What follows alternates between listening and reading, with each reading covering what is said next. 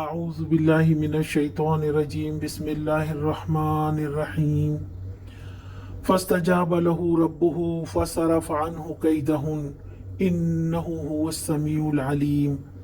اس کے رب نے اس کی دعا قبول کی اور ان عورتوں کی چالیں اس سے دفع کر دی، بے شک وہی ہے جو سب کی سنتا اور سب کچھ جانتا ہے۔ اب اللہ سبحانہ و تعالیٰ نے اپنے بندے یوسف علیہ السلام کی دعا سن لی، کیونکہ وہ اپنے مخلص بندوں کی مدد کرتا ہے، اس کی پکار سنتا ہے۔ کوئی بھی ذرہ زمین پر ایسا نہیں جس سے اللہ بے خبر ہو۔ وہ تو رات کے اندھیرے اور دن کے اجالے دونوں کا رب ہے۔ پھر وہ بندہ جو مسلسل آزمائش میں ہے اور شکوہ بھی نہیں کرتا، رب کی تقدیر پر خوش ہے، تو پھر اللہ کیسے اس کی حفاظت نہ کرے۔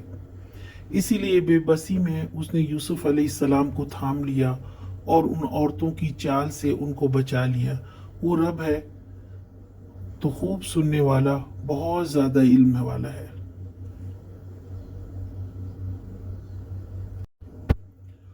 آج کا سوال، اللہ تعالیٰ نے یوسف علیہ السلام کی مدد کیسے کی؟